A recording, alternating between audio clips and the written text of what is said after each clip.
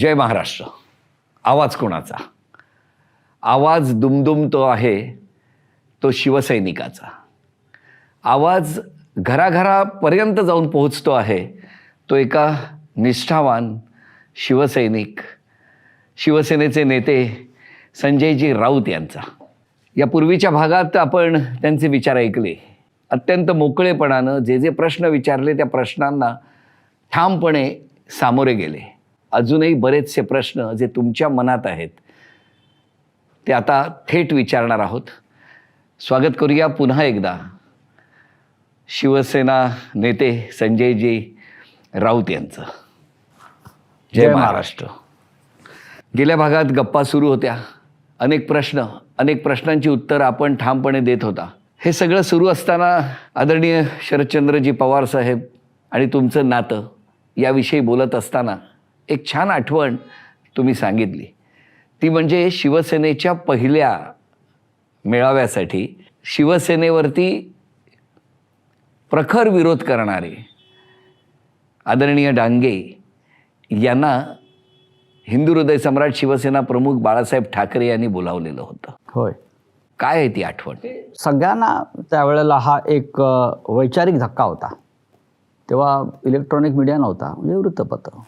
ही शिवसेनेच्या पहिल्या अधिवेशनाला स्वातंत्र्यवीर स्मारक सभागृहात पहिलं मोठं राज्यव्यापी अधिवेशन, कॉम्रेड श्रीपाद अमृत डांगे, भारतीय कम्युनिस्ट पक्षाचे संस्थापक, आणि मुंबईमध्ये आम्ही त्यांना संपवून आणि त्यांना मारून शिवसेना स्थापन केली. खुनाखुनी झाली, रक्तपात, हिंसाचार, कम्युनिस्ट विरुद्ध शिवसेना, हा रक्तपात, हत्या, हा इतिहास. आणि डांगे हे या देशातले सर्वोच्च नेते होते. मुंबईचे ते सम्राट होते त्या काळात.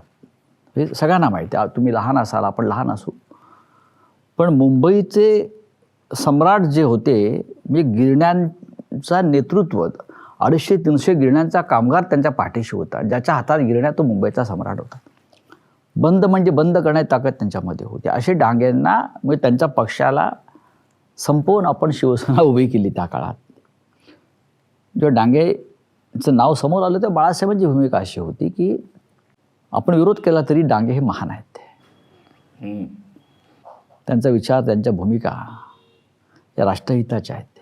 त्यांच्यासारखा उत्तम वक्ता हा आजपर्यंत झाला नाही, हे त्यांचं, बाळासाहेबांचं तेव्हाचं म्हणणं होतं.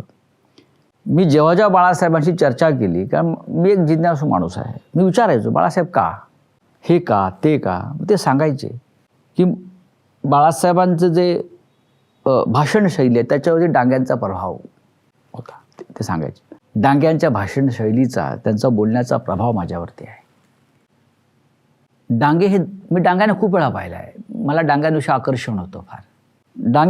डांग्यांसारखा दम देताना मी कोणाला पाहिलं नाही. दम द्यावा तो डांग्यांनीच.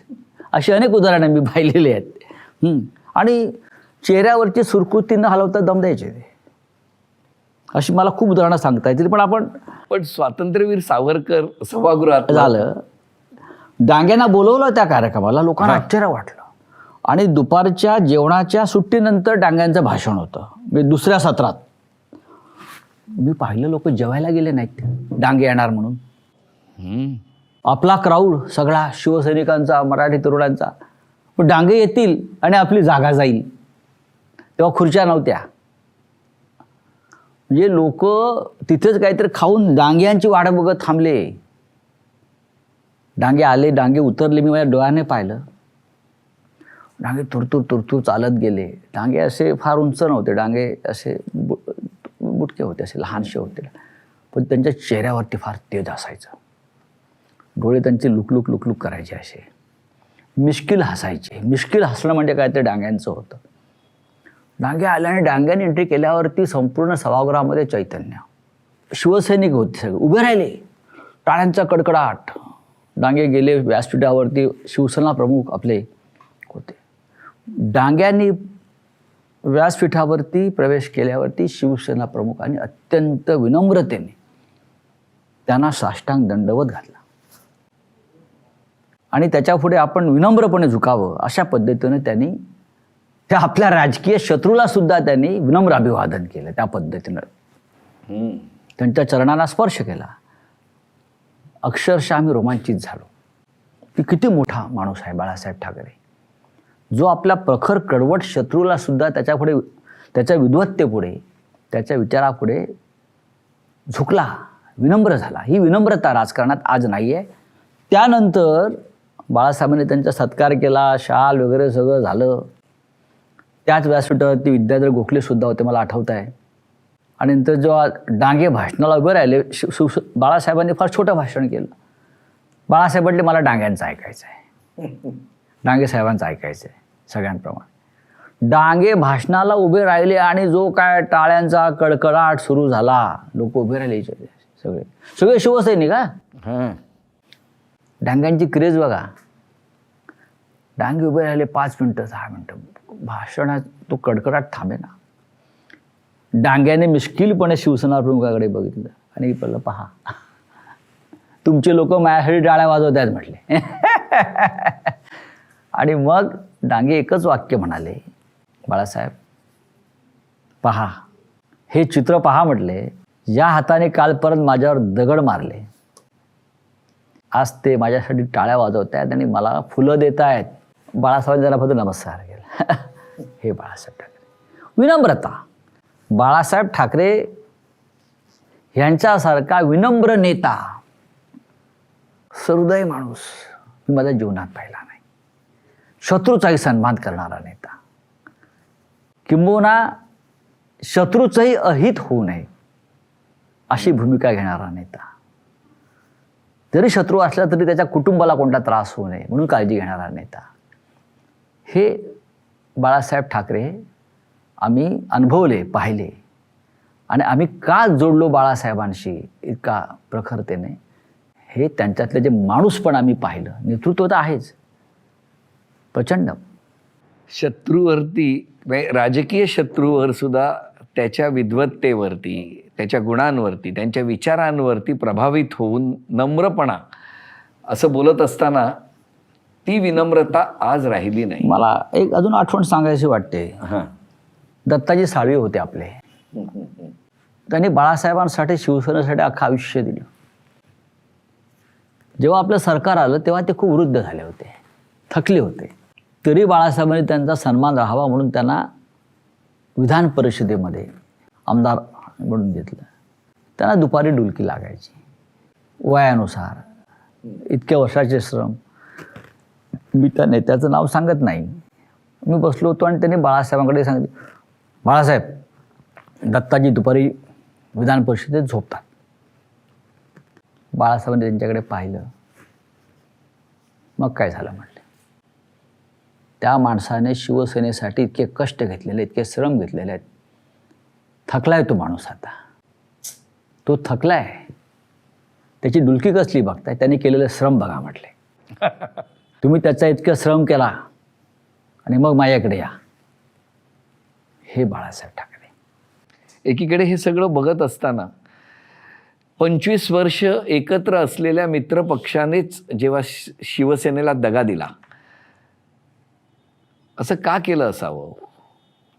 बघा, राजकारणामध्ये, खास करून सत्तेच्या राजकारणामध्ये दगाबाजी, विश्वासघात ही अपरिहार्य आहे. यात नवीन काय आहे? यात नवीन काही नाही. महाभारत काळापासून, रामायण काळापासून, इतिहास काळापासून, स्वातंत्र्य काळापासून जिथे जिथे सत्तेचं राजकारण आहे, इतिहास, मग आपला इतिहास पहा मराठ्यांचा, प्रत्येक ठिकाणी दगाबाजी आहे. या दगाबाजीला काही लोक आता डिप्लोमासी, मुसद्दीपणा म्हणतात. हा वेगळा शब्द आहे. पण अशा दगाबाजीचे घाव पचवून आपण पुढे जायला हवं. मित्रपक्षाने फसवलं, बाळासाहेबांना का फसवलं? बाळासाहेब ठाकरे नेहमी म्हणायचे, माझ्या पाठीवर माझ्या लोकांनी इतके घाव घातलेले आहेत पाठीत की आता घाव घालायला जागा शिल्लक नाही म्हणायचे. अनेक उदाहरणं द्यायचे ते. आता मित्रपक्षाने फसवलं म्हणून शिवसेना थांबली का? नाही. शिवसेना संपली का? अजिबात नाही. छत्रपती शिवाजी महाराजांचं आपण नाव सांगतो या शिवसेनेच्या बाबतीत ना. शिवाजी महाराजांच्या पाठीत काही कमी घाव तलवारीचे किंवा त्यांच्या आप्त स्वकीयांनी किंवा जवळच्या लोकांनी नाही घातले म्हणून महाराजांचं हिंदवी स्वराज्याचं स्वप्न थांबलं का? अजिबात नाही. छत्रपती संभाजी राजाला स्वकीयांनीच संपवलं आणि मारलं. म्हणजे मोगल निमित्त आहेत म्हणून त्यांचा विचार पुढे गेला नाही का? गेला. आम्ही सुद्धा ठीक आहे, आमच्या ते काही सहकारी फोडले भीतीने, दहशतीने, पैशानं, पण आम्ही मुठभर मावळे आहोत. त्यांनी परत उद्धव ठाकरे यांच्या नेतृत्वाखाली काम सुरू केलं आणि आज परत एकदा शिवसेनेचा पसारा आधी होता त्यापेक्षा वाढत राहिला. दगाबाजीने कोणी संपत नाही ना. मी तुम्ही अनेक क्षणांचे, अनेक सभांचे, अनेक बैठकांचे साक्षीदार आहात. नक्कीच. पूर्वीची भारतीय जनता पार्टी आणि आत्ताची भारतीय जनता पार्टी नेत्यांमध्ये काय फरक जाणवतो तुम्हाला? ना आता नेते कुठे? आता व्यापारी आहेत ना. तेव्हा नेते होते, आता व्यापारी आहेत. आम्ही जे पाहिले ते नेते होते. बाळासाहेब ठाकरेंकडे जे यायचे भारतीय जनता पक्ष म्हणून, ते एक विचार घेऊन आपण एकत्र काम केलं पाहिजे आणि देशासाठी काम केलं पाहिजे, हिंदुत्वासाठी काम केलं पाहिजे, ही भूमिका घेऊन चर्चा करणारे ते नेते होते. आज व्यापारी आहेत. आज ह्यांचा मला किती फायदा होईल, त्यांना फक्त प्रॉफिट अँड लॉस हे 2 शब्द कळतात, नफा तोटा. आणि मग जसं व्यापारी कुठे भेसळ करतो, कुठे चिटिंग करतो, कुठे खोट्या सह्या करतो, कुठे खोटं मार्केटिंग करतो, त्या पद्धतीचं नेतृत्व आता आहे. त्याला मी नेतृत्व म्हणत नाही. नेतृत्व अटल बिहारी वाजपेयींचं होतं, नेतृत्व अडवाणींचं होतं, मुरली मनोहर जोशींचं होतं, प्रमोद महाजनचं होतं, आमच्या गोपीनाथराव मुंड्यांचं होतं. नेतृत्व मी हे पाहिलेलं आहे भारतीय जनता पक्षाचं. कसा संवाद होता यांच्याबरोबर? उत्तम. बाळासाहेबांचा उत्तम संवाद होता. बरं, बाळासाहेब दिल्लीत जात नव्हते तरीसुद्धा एखादी वैचारिक भूमिका घेताना किंवा एखादी विचार बदलताना राजकारणातला दिल्लीतून स्वतः अटल बिहारी वाजपेयी, अडवाणी हे फक्त बाळासाहेबांच्या कानावर घालायचे. आम्ही असा निर्णय घेतो, बाळासाहेब तुमची भूमिका आहे. बाळासाहेब सरळ सांगायचे, आपने लिया है निर्णय, आप लीजिए, मैं आपके साथ हूँ. अगदीच जर काही महत्त्वाचा विषय असेल तर स्वतः लालकृष्ण अडवाणी मुंबईतून बाळासाहेबांना भेटायचे, आम्ही होतो. किंवा मग प्रमोद महाजन वाजपेयी अडवाणींचे दूत म्हणून इथे येऊन बाळासाहेबांशी चर्चा करायची. आणि बाळासाहेबांनी त्यांना खुली सूट दिली होती. राष्ट्रहितासाठी, हिंदुत्वासाठी, या देशाच्या जनतेसाठी जे निर्णय तुम्ही घेणार आहात त्याच्यामध्ये मी तुमच्याबरोबर आहे. बाळासाहेबांनी कधीही त्यांच्याशी व्यापारी सौदा केला नाही राजकारणातला. किंबहुना एक वेळ अशी निर्माण झाली होती, मला आठवतं आहे की वाजपेयींच्या सरकारमध्ये या 3 बायका होत्या, ममता, समता वगैरे वगैरे वगैरे सगळ्या, आणि त्यांचा संघर्ष व्हायचा पदांवरून. तर बाळासाहेबांनी वाजपेयींना सांगितलं की आमच्या वाटेची मंत्रिपदं तुम्ही त्यांना द्या, आम्हाला नको मंत्रिपद. पण वाजपेयीजी तुम्ही सरकार शांतपणे चालवा, आम्हाला अजिबात मंत्रिपदं नको, सत्तेची पदं नको आहेत. तुम्ही त्या समता, ममता, मायावती ज्या कोणी आहेत त्यांना देऊन टाका. हे बाळासाहेब. तुम्ही महाराष्ट्राच्या राजकारणामध्ये महाविकास आघाडीचा हा प्रयोग केला आणि सत्तेचा सारीपाट बदलून टाकला असं म्हटलं जातं. भिन्न विचाराच्या पक्षांना एकत्र आणण्यात आणि उद्धव साहेबांना मुख्यमंत्री पदावर बसवण्यामध्ये तुमचा सहभाग सगळ्यात जास्त होता. कसा होता तो सगळा? एक लक्षात घ्या की एकतर भारतीय जनता पक्षानं आपल्याला फसवलेलं होतं. तो क्षण निवडणुकांचे निकाल लागले होते. त्याच्या आधी देशाचे गृहमंत्री अमित शहा, देवेंद्र फडणवीस असे प्रमुख लोक मातोश्रीवर जाऊन 2014 साली जे झालं ते विसरूया आणि आपण पुन्हा एकत्र येऊन निवडणुकांना सामोरं जाऊ वगैरे, हे सगळ्या अटी शर्ती झाल्या. त्याच्यामध्ये जे काही शब्द दिले गेले, पॉवर शेअरिंग 50-50 हा शब्द आहे त्यांचा, अजूनही तो रेकॉर्डवरती आहे. आपण जुनं जर हॉटेल वरळीचं ब्लू सी मधल्या पत्रकार परिषदा पाहिल्यात, अमित शहा बसले आहेत आणि फडणवीस सांगतात की आमचं ठरलं आहे, यापुढे शिवसेना भाजपमध्ये सत्तेचं वाटप समसमान होईल. समसमान होईलचा अर्थ स्पष्ट असतो, प्रत्येक पद प्रमुख आहे ते समसमान राहील, वाटप केलं जाईल. पण तो शब्द त्यांनी 2019ला पाळला नाही. त्यातून तो तणाव निर्माण झाला. शिवसेनेला फसवल्याची जी मनात भावना निर्माण झाली की आम्ही फसलो गेलो, की आम्ही ठगलो गेलो, त्याच्यातून ही कल्पना रुजली की आपण तिघे एकत्र येऊ शकतो का. आणि त्या दिवसापर्यंत कोणाला असं वाटलं नाही की आम्ही तिघे एकत्र येऊ. अर्थात माझे राहुल गांधीशी संबंध फार चांगले होते. मी त्यांच्याशी संवाद साधू शकत होतो. जसं लोक आरोप करतात की मी शरद पवारांचा हस्तक आहे पण त्यांच्याशी माझा उत्तम संवाद आहे, डायलॉग आहे त्यांच्या कुटुंबाशी. त्यांच्याशी बोललो की आपल्याला असं करता येईल का, हे शक्य आहे का, आपण हे करू शकतो का, असं काही एखादा विचार. तेव्हा ते सुरुवातीला नाही म्हणाले, हे शक्य नाही, म्हणजे आयडिओलॉजिकली शक्य नाही. आम्ही काँग्रेसबरोबर आमची युती झालेली आहे, आम्ही एकत्र निवडणुका लढलो आणि आता तिसरा पार्टनर घेऊन सरकार बनवणं हे मला तरी चित्र दिसत नाही तसं होईल. आमचे लोक स्वीकारणार नाहीत, काँग्रेसवाले स्वीकारणार नाहीत. तरी जो विक्रम और वेताळमधला जे हट्टाचं प्रकरण आहे, तरी काय विक्रमने आपला हट्ट सोडला नाही तसा मी हट्ट सोडला नाही. मी सतत त्यांच्याशी बोलत राहिलो, करत राहिलो. मग उद्धव ठाकरे त्यांचा संवाद झाला, मग दिल्लीशी संवाद झाला. त्याच वेळेला भारतीय जनता पक्ष आम्हाला डावलून शिवसेनेला दूर ठेवून राष्ट्रवादीबरोबर संधान साधता येईल का ही चर्चा करत होते. ते शरद पवार साहेबांशी बोलत होते, ते राष्ट्रवादीच्या इतर प्रमुख नेत्यांशी बोलत होते आम्हाला अंधारात ठेवून. बरे सगळं मला पवारसाहेब सांगत होते, ते बोलतायत आमच्याशी, ते काय लपून ते आता काय फार मोठं गौप्यस्फोट करतायत वगैरे वगैरे की आमच्याशी चर्चाच नाही. भारतीय जनता पक्ष आमच्याशी बोलतो आहे आणि आमचे लोक बोलत आहेत. एका बाजूला ती बोलणी सुरू आहेत, एका बाजूला आमची बोलणी सुरू आहेत. यशस्वी आम्ही झालो. त्यातून हा निर्णय झाला की आपण एकत्र यावं. राहुल गांधींनी मान्यता दिली, सोनिया गांधींनी मान्यता दिली. मुख्यमंत्री कोण व्हायचं, तर हे 3 पक्षाचं सरकार आहे. त्याच्यामुळे 3 पक्षांना मान्य होईल असा मुख्यमंत्री आपण करू. पण मी म्हटलं मुख्यमंत्री शिवसेनेचाच, कारण भारतीय जनता पक्षाबरोबर आम्ही जो आता दूर जातोय ते फक्त त्यांनी आम्हाला जे फसवलं मुख्यमंत्री पदावरून, म्हणून आम्हाला हा निर्णय घ्यावा लागतो. पवारसाहेबांनी मान्य केलं, काँग्रेसने मान्य केलं. आणि मग नेता कोण, मग ठरलं की माननीय उद्धव ठाकरे हे आपले नेते राहतील, 3 पक्षांना सांभाळणारा तेवढा ताकदीचा. आणि त्यातून मग हे सगळं चित्र निर्माण झालं. पण ज्या वेळेला ही याबद्दलच्या सगळ्या बैठका होत होत्या त्यावेळेला 2.5 वर्ष सत्तेत असणारेच आज बऱ्याचदा असं विधान जेव्हा करतात की आम्हाला ते मान्य नव्हतं. त्यांना सगळं मान्य होतं, माझ्याबरोबरच होते सगळे, प्रत्येक प्रक्रियेत ते सामील होते. हे असं म्हणू शकत नाहीत ना.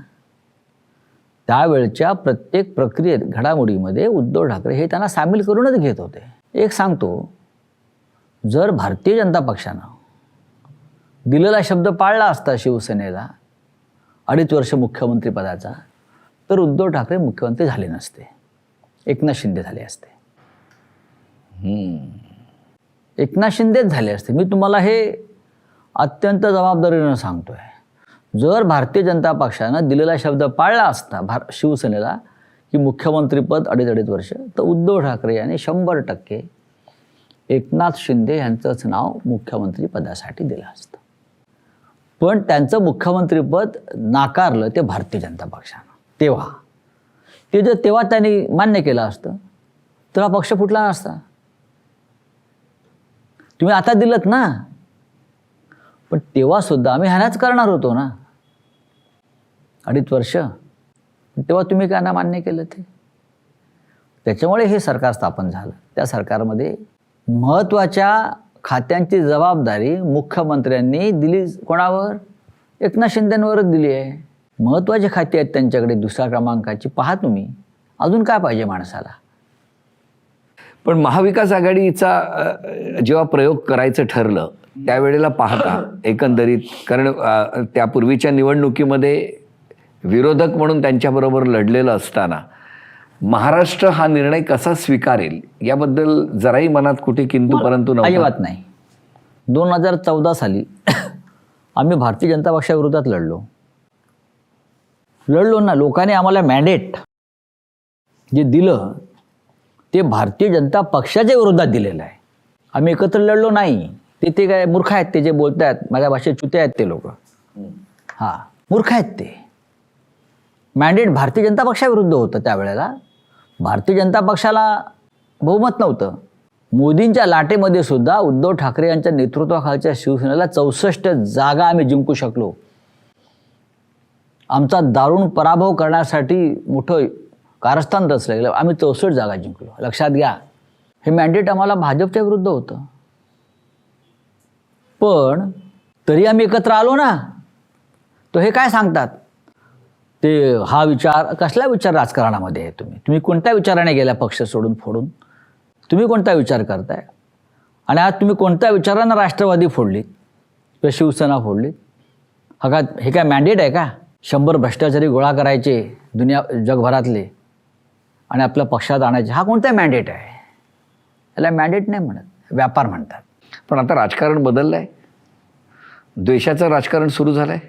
सुडाचं हे कधीच नव्हतं या राज्यामध्ये किंवा देशात नव्हतं अशा प्रकारचं राजकारण. इंदिरा गांधीनं सुद्धा आणीबाणी आणली होती, पण ते ह्या टोकाला नव्हतं. कुटुंबापर्यंत, मुलांपर्यंत, घरापर्यंत कधी पोचल्या नव्हत्या एजन्सीज. इंदिरा गांधींनी विरोधी पक्ष नेत्यांना अटक केली आणि सन्मानाने त्यांचा मान सन्मान तुरुंगात पण त्यांनी ठेवलं होतं आणि योग्य वेळी निवडणुका घेतल्या. इंदिरा गांधींनी निवडणुका टाळल्या नाहीत.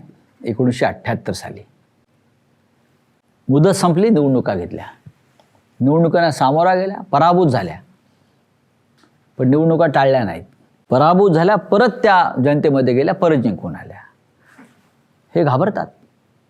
महानगरपालिका घेत नाहीत, लोकसभा घेतील की नाही शंका आहे.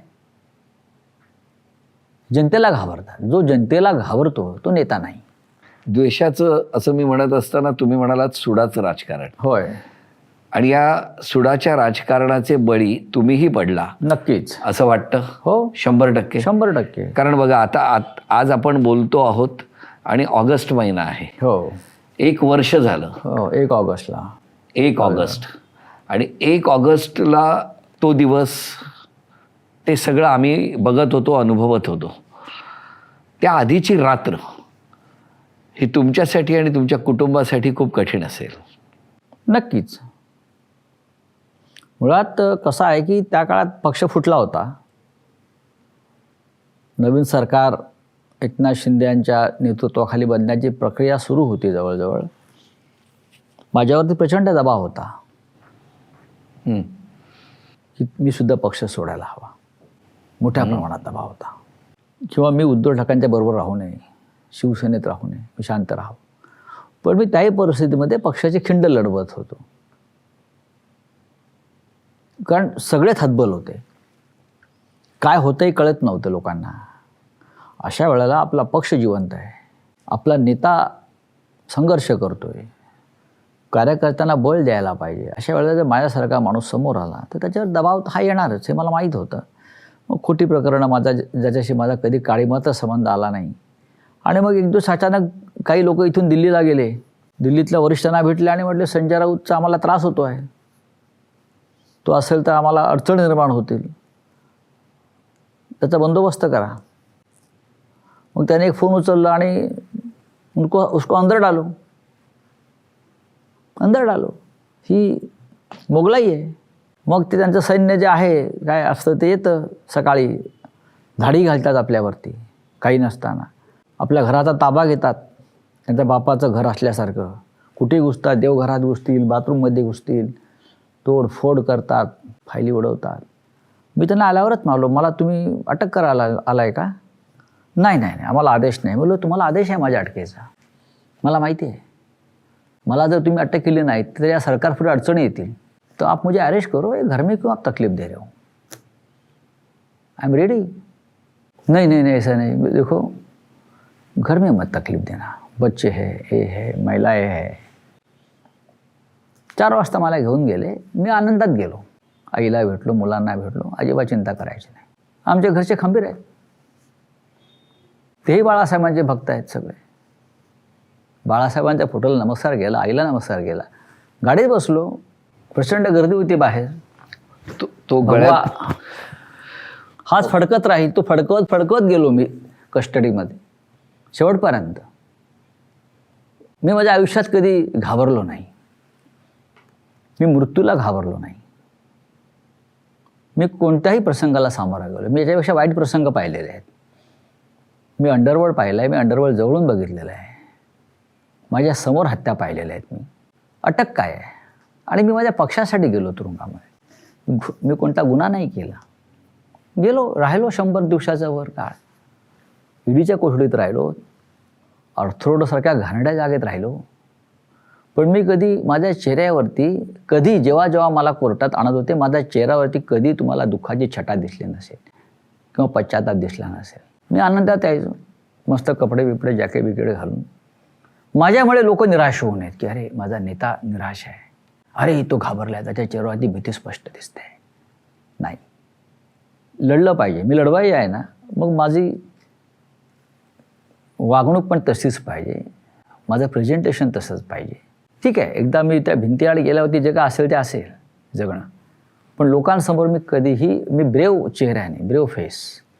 100 दिवसाहून जास्त हो. काळ तुम्ही आतमध्ये होता, जेलमध्ये होता. होय. मग तिथे लिखाण करायला दुसरं मिळालं? असं आहे की तिथे बंधनं खूप असतात. तुरुंग असतो. मी अंडा सेलमध्ये होतो. जिथे कसाब होता तिथेच मी होतो. अजून तिथे कसाबचं सामान पडलं आहे आतमध्ये, आम्ही बघितलं. तिथेच होतो ना आम्ही. काय राहणार ते तिकडे, कसं राहणार तुम्ही. पण राहिलो मी. तक्रार नाही केली मी, कोणती फॅसिलिटी घेतली नाही. मी कधी अर्ज केला नाही मला हे पाहिजे ते पाहिजे. बघा माझ्या कोर्टासमोर मी कधी काही मागितलं नाही. ठीक आहे, जितक्या दिवस तुम्हाला मला छळायचं आहे तेवढं छळा, मी बाहेर येईन. पण वाचन करायला मिळत होतं? कोर्टाने मला पुस्तकाची परवानगी दिली होती. पुस्तकं वाचणं, लोकांशी कोणी भेटलं तर बोलणं, एवढं व्हायचं. वेळ एक दिवस म्हणजे 100 दिवस. तुरुंगातला 1 दिवस म्हणजे 100 दिवस. लक्षात ठेवा, वेळ जात नाही. 1 ताससुद्धा जात नाही तुमचा. काय करणार तुम्ही. भिंतीच आहेत, भिंतीच्या पलीकडे जग नाही तिथे. तुम्ही जेव्हा जेलमध्ये होता त्यावेळेला शिवसेनेचे पक्षप्रमुख, कुटुंब प्रमुख उद्धवसाहेब ठाकरे संपूर्ण कुटुंब तुमच्या घरी गेले होते. हो. आईशी संवाद साधत होते, तुमच्या परिवाराशी बोलत होते. हे तुम्हाला आतमध्ये तर समजलं नसेल, तर सातत्याने काही शिवसैनिक सुद्धा अगदी न चुकता एक वेगळ्या पद्धतीने कुटुंबाच्या सोबत होते. नक्की. परिवार हा मोठा आहे शिवसेनेचा. मला कधीच घरच्यांना एकटं वाटलं नाही. मला जेव्हा कोर्टात आणलं जायचं तेव्हा हजारो शेकडो शिवसैनिक यायचे. ईडीचे अधिकारी तक्रार करायचे न्यायमूर्तीकडे, यांची फार गर्दी होते अख्ख्या लॉबीमध्ये, याच्यामध्ये यांचीच माणसं उभी आहेत. न्यायमूर्तीसुद्धा समंजस होते. त्यांना माहिती आहे हे संजय राऊत आहेत, लोक येणार भेटायला, काय करणार. त्याच्यामुळे शिवसैनिक नेते, अनेक पक्षाचे प्रमुख लोक सतत घरी फोन करून संवाद साधत होते. उद्धवसाहेब सतत घरी संपर्कात होते. रश्मीवहिनी संपर्कात असायच्या, शरदराव संपर्कात असायची, त्यांची सुप्रिया संपर्कात असायच्या, राहुल गांधी संपर्कात असायचे घरी, प्रियांकाजी सतत फोन करत होत्या. सगळे म्हणजे शेवटी असं आहे की त्यांना माहिती आहे हा किती मोठा अन्याय यांच्यावर झालेला आहे. ईडी किंवा ईडीची चौकशी हे नेमकं म्हणजे तो अनुभव कसा होता सगळा? ईडी ही एक दहशतवादी संघटना आहे. खरं म्हणजे एका चांगल्या कारणासाठी हा कायदा PMLA आणण्यात आला. आणला कोणी? चिदंबरम साहेबांनी. पी चिदंबरम तेव्हा अर्थमंत्री होते आणि त्यांनी तो कायदा आणला. आणि आम्ही सगळ्यांनी मी तो पार्लमेंटला होतो, आम्ही तो कायदा मंजूर केला. त्या कायद्यावरती मतदान झालं, आम्ही बोललो. या देशामध्ये भ्रष्ट मार्गाने किंवा स्मगलिंग किंवा अंमली पदार्थाच्या माध्यमातून जे पैसे येतात त्याला आळा घालण्यासाठी हा कायदा आहे. त्या पैशाचा कुठे इथे फ्लो, लॉन्ड्रिंग होऊ नये म्हणून कायदा आहे हा. म्हणजे तू त्याला घर विकलं, हां, तू त्याच्याकडून 50 रुपये घेतलेस पाकिटमारी, त्यासाठी हा कायदा नाही. या कायद्याचा आता गैरवापर होतो आहे विरोधकांना अडचणीत आणण्यासाठी. कायदा आणला चिदंबरमने आणि त्या कायद्याचा पहिला बळी चिदंबरमच गेला तुरुंगात. त्याच्या विरुद्धच तो कायदा वापरला, PMLA ॲक्ट. आज आपण पाहिलं असेल की देशातले भारतीय जनता पक्षाच्या राजकीय विरोधकांपुरताच हा कायदा वापरला जातो. मी आतापर्यंत 100 पत्र लिहिली केंद्राला, महाराष्ट्राला, की हे भ्रष्टाचाराचे प्रकरण समोर आहेत, ह्यांची तुम्ही चौकशी करा ईडीच्या माध्यमातून. नाही करणार ते. पण संजय राऊत हा राजकीयदृष्ट्या अडचणीचा आहे, अनिल देशमुख अडचणीचे आहेत, नवाब मलिक अडचणीचे आहेत, मनीष सिसोदिया अडचणीचा आहे, तिकडे तामिळनाडूचे मंत्री अडचणीचे आहेत, अन्य कोणी, त्यांच्यावरती हा कायदा वापरला जातो. या कायद्याशी किंवा या बाबत लढण्याचं एकच हत्यार आहे, ते म्हणजे घाबरायचं नाही. तुम्ही घाबरू नका, तुम्ही सामोरं जा. बघू, जसं मी गेलो, अनेक जण जातात.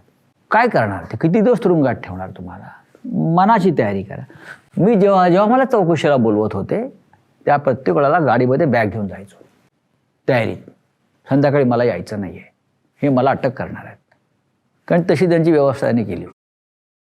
मी गेल्यावर सांगायचो की मी बॅग आणलेली आहे, सांगा. मग पाठवायचे. मग घरी आले आणि घेऊन गेले.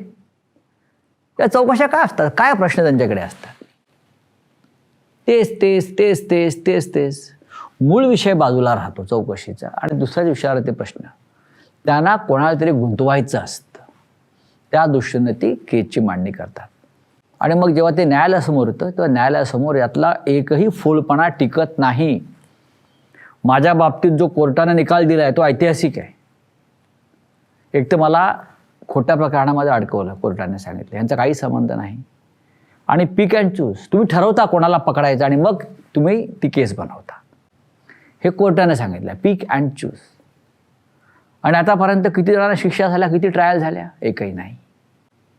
या कायद्यानुसार पिक अँड चूज. आदेश बांदेकरला आपल्याला अटक करायची आहे, मग त्याला बसवायचं आणि मग नंतर त्याच्याविषयीचा केस तयार करायची, खटला तयार करायचा. पिक अँड चूज. माझ्या बाबतीत कोर्टाने ते स्पष्ट सांगितलं आहे. हे आहे आपली केंद्रीय तपास यंत्रणा. कायद्याचा गैरवापर पूर्णपणे. अशा वेळेला आपण भगतसिंगाचं उदाहरण देतो ना, आपण सावरकरांचं संघर्षाचं उदाहरण देतो किंवा अन्य लोक. मग तुम्ही पण थोडंसं आमच्यासारख्या लोकांनी याला सामोरे गेलं पाहिजे. ठीक आहे, काय करणार तुम्ही? या. मग फक्त दुसऱ्याने फासावर जायचं का? हा मी जर म्हणतो की ही हुकुमशाही आहे, जर हुकुमशाही असेल तर हा देशाचा एक नवा स्वातंत्र्य लढासुद्धा मानला पाहिजे. मग तुम्ही तो त्याग करा, तयार पाहिजे. आतापर्यंत या देशाने तुम्हाला सगळं काही दिलं आहे, भारत मातेने. मग आता भारतमाता फासावर चाललेली आहे ना, मग आपण लढलं पाहिजे. ठीक आहे, मी गेलो तुरुंगात. पण तुरुंगातून ज्या दिवशी घरी आला, हो, कुटुंबाला भेटत असताना काय कसं वातावरण होतं घरी? बघा, आनंद तर असणार. हजारो लोक तुरुंगाबाहेर उभे होते, बाहेर पडता येत नव्हतं. आपण चित्र पाहिलं असेल. मला तुरुंगाच्या दारातून बाहेर पडता येत नव्हतं. मला तिथे गाडी आहे, मला गाडीत पोचायला 1.5 तास लागले. इतके शिवसैनिक आणि लोक आले होते घरापर्यंत. मोहम्मद अली रोडला मुस्लिम समाजाचे लोक गाड्या थांबून माझा सत्कार करत होते त्या रोडला जाताना. भांडुपला पोचलो तेव्हा हजारो लोक उभे आहेत.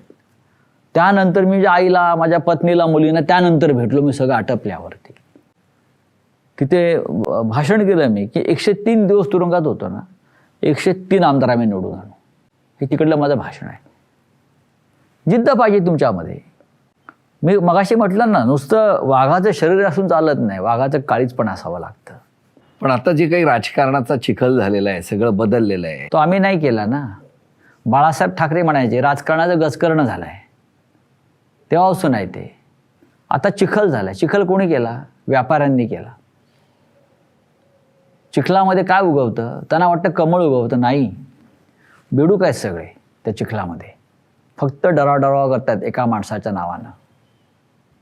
हे राहणार नाही. हा देश फार महान आहे, 140 कोटीचा देश आहे. प्रत्येक तुम्ही केलेल्या पापाची किंमत तुम्हाला चुकावी लागेल. हा जो देश आहे ना, या देशात जर तुम्ही पाहिलं, अनेक पुण्यवान लोकांचं रक्त या जमिनीखाली गेलेलं आहे. हा देश बनवताना ते रक्त तुम्हाला स्वस्थ बसू देणार नाही. हा देश मरू देणार नाही, याची मला खात्री आहे. पण हा चिखल नाहीसा होऊन होणार. आपण पहा, 2024चं चित्र या देशातलं पूर्णपणे बदललेलं असेल. महाराष्ट्रातलं बदललेलं असेल आणि देशातलंही बदललेलं असेल. कोणत्याही भूमीवर हुकुमशाही, गृहक्रमाचं राज्य फार काळ टिकलंच नाही, टिकू शकत नाही. ही उदाहरणं आहेत. मोठे मोठे हुकुमशाह गाडले गेले. मी या देशाचा राजा आहे, सम्राट आहे, नाही. ईदी आमीन पण मेला. लिबियाचा गडाफीला लोकांनी ठेचून मारलं. सद्दामसुद्धा फासावर जावं लागलं. या देशातले सुद्धा लोक गेले असे हुकुमशाह. कोणी टिकलं नाही. पाकिस्तानामध्ये किती अस्थिरता आहे, हुकुमशाही नाही चालत. या देशात तर अजिबात चालणार नाही. जेलमध्ये असताना मनात जे विचार येतात की इथून बाहेर पडल्यानंतर मला काय करायचं आहे, पक्षाचं परत काम सुरू करायचं आहे, दुसरं काय. मी परत आलो तो भगवा घेऊनच बाहेर आलो ना. जर त्यावेळेला जर त्या आर्थर रोड जेलमध्ये जर मतदान घेतलं असतं तर 90% मतं शिवसेनेला मिळाली असती. मी तुम्हाला खात्रीनं सांगतो की त्या तुरुंगात 8,500 लोक होते. किमान 8,000 मतं त्याही परिस्थितीत ती शिवसेनेलाच पडली असते. तिथे माझं पक्षाचंच काम चालू होतं. नाही नाही नाही नाही, ही जी निष्ठा आहे ही निष्ठा आज कुठेतरी संपत चालली असं नाही वाटत? मला असं वाटत नाही. लोकांच्या मनामध्ये स्वार्थाची भावना नक्कीच वाढली आहे. आम्ही जेव्हा पक्षाचं काम सुरू केलं तेव्हा आमच्याकडे कोणती प्रलोभनं नव्हती, सत्तेची पदं नव्हती. शाखा प्रमुख हेच मोठं पद होतं. मी जेव्हा सामनाचा संपादक झालो तेव्हा मला असं वाटलं की मला मोठं सिंहासन मिळालं. पण ते काटेरी खुर्ची तेव्हाही होती आणि आजही आहे. आम्ही लहान गोष्टीत समाधानी असायचो. माझ्यासारखा माणूस पक्षात का आहे अजूनही? का आमच्या गरजा कमी आहेत ना. माणसाच्या गरजा, भूक कमी असेल तर माणूस समाधानी असतो. ती जशी वाढत जाते तर तसे तुम्हाला मग विचारांना फाटे फुटतात. मग तुम्हाला भीती वाटते. मग तुम्हाला मला कोणतरी अटक करेल, कोणतरी माझ्यावर धाडी घालतील, या गोष्टी येतात. पण आम्हाला काहीच नको आहे. आम्ही आहोत त्या समाधानी आहोत. मला पक्षाने भरपूर दिलं आहे. अजून काय पाहिजे? आपल्या गप्पांना सुरुवात झाली तेव्हा वंदनीय हिंदू हृदय सम्राट शिवसेना प्रमुख बाळासाहेब ठाकरे यांच्यातल्या माणूसपणाबद्दल तुम्ही सांगत होता की तुम्ही जेव्हा प्रभावित झाला तेव्हा त्यांच्यातल्या माणसाने तुम्हाला कसं, माणूसपणाने कसं तुम्हाला आकर्षित केलं. उद्धवजी त्यांच्यातल्या माणूसपणाबद्दल आपण काय सांगाल? उत्तम मनुष्य आहे तो. उत्तम मनुष्य असणं राजकारणामध्ये, हे राजकारणामध्ये यशस्वी होण्याचं फार मोठं एक स्थान आहे. तुम्ही राजकारणी आहात, तुम्ही कोणी असा, पण तुम्ही उत्तम मनुष्य आहात का? तुमचं हृदय जळतं का? दुसऱ्याच्या दुःखानं जेव्हा तुमचं हृदय जळतं तेव्हा तुम्ही नेते होता चांगले. तुम्ही क्रूर असता कामा नये, तुम्ही क्रूर कामा नाही. उद्धव ठाकरे हे, त्यांचं मन फार कोमल आहे. तुम्ही बघा, ते एक उत्तम मनुष्य, उत्तम कुटुंब प्रमुख, त्यांना जी पदवी दिली आहे कुटुंब प्रमुख ती योग्य आहे. पण बाळासाहेबांनंतर हा पक्ष सांभाळणं सोपं नव्हतं. हा अग्निकुंड आहे शिवसेना म्हणजे, बरं काय, आग आहे. ही निखारे आहेत. तरीही त्यांनी तो निखारा आपल्या हातावर घेऊन ही वाटचाल पुढे सुरू ठेवली. अनेक प्रसंगी ते अनेकदा भावनाविवद झालेले मी पाहिलेलं आहे. पण तितकेच ते खंबीर आहेत. आणि जे लोक त्यांना सोडून जात आहेत त्यांना पश्चाताप होईल. मी तुम्हाला सांगतो, त्यांना पश्चाताप होईल. शिवसेना ही माझी आई आहे. मी नेहमी सांगतो. आता माझ्या घरामध्ये माझ्या मुलांना पण तीच बाळकडू आहे. माझी आई, माझी पत्नी, जेव्हा मी तुरुंगात होतो, तुरुंगात राहणे फार वाईट गोष्ट असते. आपला संपर्कच नाही बाहेर. पण माझा भाऊ असेल सुनील, जो आमदार आहे, दुसरा भाऊ आहे संदीप, माझी पत्नी आहे वर्षा, विदिता, पूर्वशी तुम्हाला माहिती आहे, आई, या सगळ्यांचा संवाद फक्त उद्धव ठाकरेंशी होता. आणि ते ठेवत होते. रोज सकाळी ते घरी फोन करायचे, काय चाललं आहे, काय नाही. हे एक उत्तम माणसाचं लक्षण असतं की माझा सहकारी, माझा मित्र तुरुंगात, त्याच्या घरी काय चाललं आहे, काय नाही, सुनीलला बोलवणं, काय लिगल ॲक्टिव्हिटीज सुरू आहेत, मी काय करू. ते तुरुंगात मला भेटायला निघाले होते. त्यांना थांबवलं, जाऊ नका, बरं दिसत नाही, परत त्याला एक मोठं हे होईल. बघा, आपण म्हणतात उद्धव ठाकरे काय केलं ह्या लोकांनी, त्यांचा पक्ष फोडून काय मिळवलं काय? ज्याने पक्ष फोडले त्यांना झोप येते का? ते शांतपणे झोपत नसतील. त्यांना 150, 200, 500 कोटीचा निधी मिळाला असेल, त्यांना 50 कोटी मिळाले असतील, पण ते आणि त्यांचं कुटुंब यापुढे सुखाने झोपणार नाही. आम्ही झोपतो शांतपणे. मी तुरुंगात पण झोपत होतो शांतपणे. एकीकडे उद्धवजींबद्दल बोलत असताना सगळं ठाकरे कुटुंब म्हणजे रश्मी वहिनी, आदित्यजी ठाकरे, तेजस, ह्या प्रत्येकाच्या चेहऱ्यावरती एक अस्वस्थता दिसत होती. हो, दिसणारच ना. माणसं आहेत ना, माणूस आहे म्हटलं ना, मनुष्य आहेत, दिसणार. ते काय मोगलांचे वारसदार नाहीत, ते ठाकऱ्यांचे वारसदार आहेत. आणि महाराष्ट्रालाच मन आहे. आणि बाळासाहेबांनी जी शिवसेना स्थापन केली ना, ती मराठी माणसातलं माणूसपण टिकावं म्हणून स्थापन केली. मराठी माणूस हा उत्तम माणूस आहे जगातला, लक्षात घ्या. आणि त्या माणसाला प्रतिष्ठा प्राप्त व्हावी म्हणून ही शिवसेना स्थापन झाली. त्यामुळे आमचं हृदय जळणारच.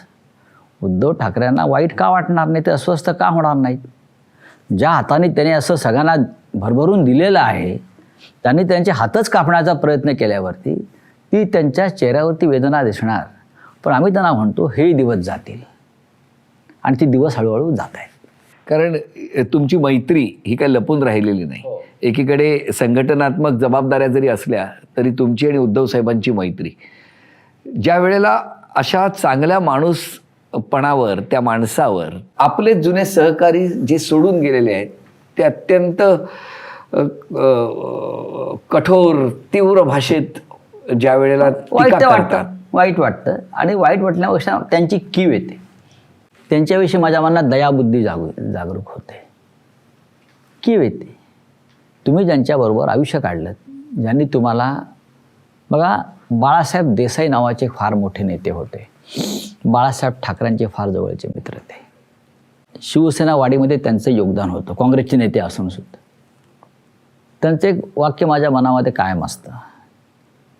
जेव्हा त्यांच्यावरती वार झाले तेव्हा ते म्हणाले, मी माकडांची माणसं केली, माणसांचे सरदार केले, आणि त्याच सरदाराने माझ्यावरती घाव घातले. आज उद्धव ठाकरे तेच भोगत आहेत. माकडांची माणसं केली, माणसांचे सरदार केले, आणि तेच सरदार आज शिवसेनेवरने त्यांच्यावरती घाव घालत आहेत. ही वेदना फार मोठी असते. जे छत्रपती शिवाजी महाराजांच्या बाबतीत झालं, जे संभाजी महाराजांच्या बाबतीत झालं, जे बाळासाहेबांच्या बाबतीत घडलं, जे उद्धव ठाकरेंच्या बाबतीत घडत आहे. तशीच तुमची आणि राज ठाकरे यांची घट्ट मैत्री होती, आजही आहे. बघा, संवाद जरी नसला तरी नातं कायम असतं. आज राजकीयदृष्ट्या संवाद नाही आहे, आम्ही करू शकत नाही. मी माझ्या पक्षाच्या भूमिकेला बांधील आहे, मी उद्धव ठाकरेंच्या भूमिकेला बांधील आहे. पण मी श्रीकांत ठाकरे असतील, त्या काळात आम्ही त्याला अरे तुलाच आम्ही म्हणणारे सगळे मित्र, राजा असेल, राज असेल, एक चांगला कालखंड. त्यात उद्धव ठाकरेसुद्धा होते ना. मैत्री म्हणून आम्ही एकत्रच होतो की सगळे. चांगल्या कालखंडाच्या खुणा या कायम आहेत. राजकीय वार आहे, पॉलिटिकल वार आहे, वैचारिक वाद आहेत. त्यांचं राजकारण वेगळं आहे, आमचं राजकारण वेगळं आहे. तरीसुद्धा नाती भावना या कायम असतात. शिवसेना आणि संघर्ष हे एक वेगळं समीकरण आहे. या समीकरणाकडे आता तुम्ही कसं बघताय? शिवसेनेचा जो जन्म आहे तो संघर्षातून झाला. जोपर्यंत संघर्ष आहे तोपर्यंत शिवसेना आहे. संघर्ष संपला की शिवसेना संपली. शिवसैनिकांच्या वाटेला जर संघर्ष नसेल, आंदोलन नसेल, तर शिवसेनेची आगच संपली. बाळासाहेब सांगायचे शिवसेना म्हणजे निखार आहे, सतत फुंकर मारत राहिलं पाहिजे, ते निखारे असे पेटत राहिले पाहिजे. जर शिवसैनिकांना लढण्याचं प्रेरणा नसेल, लढत राहिला पाहिजे. शिवसेना ही सत्तेसाठी जन्माला आलेले नाही आहे. शिवसेना ही महाराष्ट्रासाठी, लोकांसाठी संघर्ष करण्यासाठी जन्माला आली आहे. त्याच्यामुळे संघर्षाची ठिणगी ही सतत पाहिजे, लढत राहिले पाहिजे. माझ्यासारखा माणूस कायम लढणाऱ्यांच्या बरोबर राहिला. शिवसेना असं नाही. मला दलित पॅंथरविषयी फार आकर्षण होतं. मी तुम्हाला आत्ता सांगतो. लढणारे लोक होते हे सगळे. दलित पॅंथर, नामदेव ढसाळ माझा मित्र होता बरं का. नामदेव ढसाळचे माझी फार दोस्ती, कारण तो लढायचा त्याच्या समाजासाठी, त्याच्या लोकांसाठी. लढणारा कोणी असेल, त्याच्याबरोबर जर तो न्यायासाठी लढतोय त्याच्याबरोबर आपण उभं राहिलं पाहिजे. बाळासाहेब ठाकरे नामदेव ढसाळची मैत्री होती. जामवंतराव धोट्यांचे माझे संबंध होते, लढणारा माणूस होता. बाळासाहेब आणि धोट्या साहेबांची चांगली मैत्री असायची.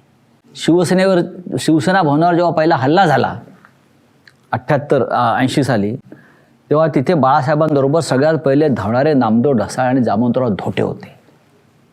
हे लोकांना माहीत नाही या अच्छा. नामदेव ढसाळबरोबर मी अख्खी मुंबई पालथी घातली आहे. संघर्ष दलित पॅन्थरचा पाहिला आहे मी. मला वाटायचं की पॅन्थर त्यांच्या न्यायासाठी लढतो आहे, आपण त्याच्याबरोबर उभं राहिलं पाहिजे. पण ती दुर्दैवाने तो लढा काही काळ शिवसेनेबरोबर झाला. शिवसेना हा काय आहे शेवटी? आग आहे, विझवता येणार नाही ती. शिवसेना विझली तर महाराष्ट्रातलीच आग संपून जाईल. कितीही तास बोललो तरी सुद्धा सतत ऐकत राहावं असंच वाटतं. कारण जसं शिवसेना हा विचार आहे तसं अनेक वर्षांच्या त्या यज्ञामधून त्या समिधा टाकून ते सगळं बाहेर पडत आहे. आता तुम्ही सुद्धा अनेक वर्ष शिवसेनेची ही धगधगती मशाल घेऊन धावत आहात. तरीसुद्धा शेवटच्या टप्प्यावर एक प्रश्न असा आहे की काही जणांची नावं घेणार आहे आणि त्यांना जर एक संदेश द्यायचा असेल तर कुठला द्या? बरं. महाराष्ट्राचे मुख्यमंत्री एकनाथजी शिंदे ते संदेश देण्याच्या पलीकडे पोचलेत. ठीक आहे, त्यांना इतका संदेश देईन मी, बाबा जरा जपून. महाराष्ट्राचे उपमुख्यमंत्री देवेंद्रजी फडणवीस काय होता असं तू, काय झाला असं तू. महाराष्ट्राचे उपमुख्यमंत्री अजितदादा पवार. धीराना वाघ इतकंच सांगेन मी. शिवसेना नेते युवा सेनेचे प्रमुख आदित्यजी ठाकरे. भविष्यातली घोडदौड चांगली आहे. केंद्रीय गृहमंत्री अमितजी शहा. सगळेच दिवस सारखे नसतात. आणि देशाचे माननीय पंतप्रधान नरेंद्र मोदीजी. झोला कधी घेऊन जाणार? झोला लेकर आए ते झोला लेकर जाएंगे, तयारी ठेवा. हा होता आवाज संजयजी राऊत यांचा. पाहत राहा आणि आशीर्वाद देत राहा. आवाज कुणाचाला पाहायला विसरू नका. आवाज कुणाचा. जय महाराष्ट्र.